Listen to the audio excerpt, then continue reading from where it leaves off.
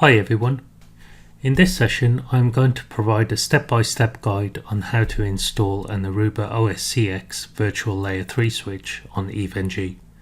For those of you who are not familiar with EVE-NG, it's a clientless multi-vendor emulation piece of software.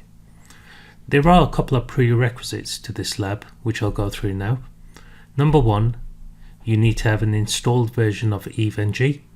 The free community edition will work just fine. Number two, an account with HP Aruba support portal with the correct privileges to download the image. And number three, some type of SFTP software. Popular examples include FileZilla or WinSCP. Let's start by logging into EVE-NG. Going to the plus symbol and node. And what we can see here is that the ArubaOS-CX virtual switch is currently grayed out. The reason for this is that we don't have an image available at the moment. So let's go ahead and download an image from the Aruba support portal. I've already logged into the Aruba support portal, and what we'll do is we'll search for an Aruba OS-CX OVA, and the latest version is 10.7.0004, and let's go ahead and download that.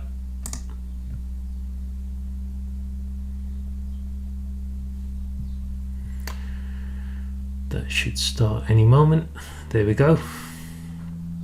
So we'll give that a minute just to download, and then we'll continue with the rest of the lab.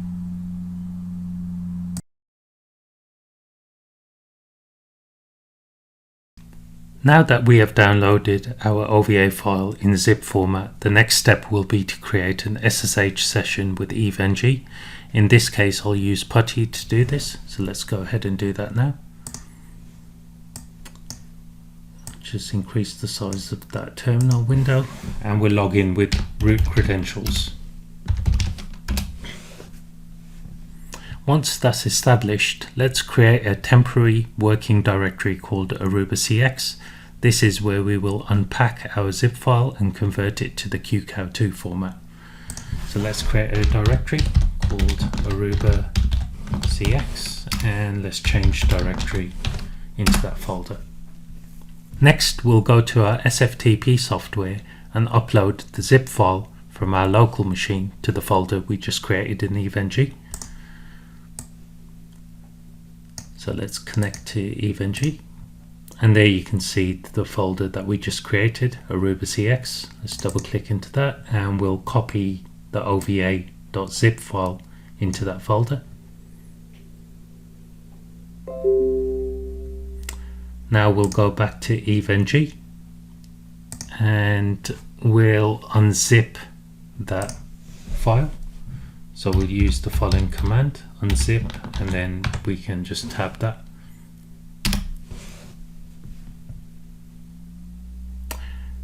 There we go, we've got the OVA file now.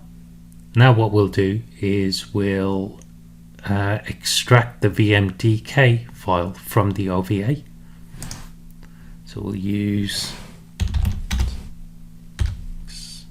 VF and .OVA, and that's the file we're looking for, this VMDK file. Just copy that. Now what we need to do is convert that VMDK file to the QCOW2 format. So what we'll do is copy that,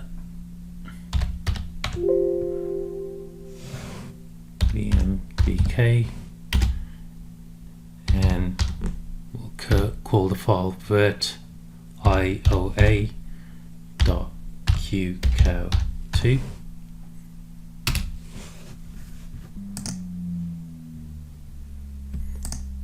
Okay, that's done. Let's just confirm that. There we go. That's the file we're looking for. Next, we'll create a new target directory in the correct location and move the disk that we just created, that QCOW2 disk, and move it to this location. So let's make a directory. Just copy that across.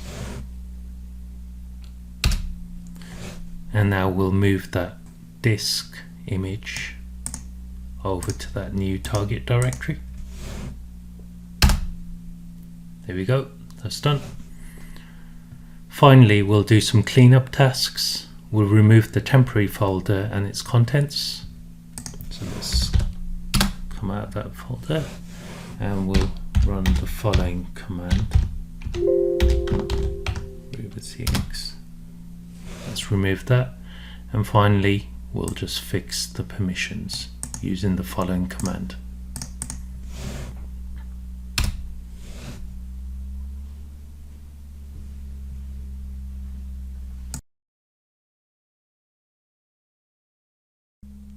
Let's go back to the EVE-NG web client and we'll add an ArubaOS-CX switch to a lab, boot from the image and verify that everything is working as it should be. So let's go to the plus symbol, add a node. Now you can see the ArubaOS-CX virtual switch is available. We'll click on that. That's the image, 10.07. It's got 7 NICs, 4 gig of RAM, 2 CPUs, and we'll save that, bring that to the center, and we'll start that node. Open up a session. This may take a little while to boot up, so I'll pause the video and return when it gets to the login prompt. Now we're at the login prompt. The username is admin. Just type that in. Admin, and there's actually no password. However, it will prompt you for a new password. So what we'll do is we'll add one. And there we go, we're in the switch. So we'll just verify. We're running this firmware version. It's the RVA. And we'll just confirm the interfaces. There we go. Nothing's in use at the moment. Show the running configuration. There's nothing in there, so. And that wraps up this tutorial. If you found this video helpful, please like, subscribe and hit the bell icon for more upcoming content.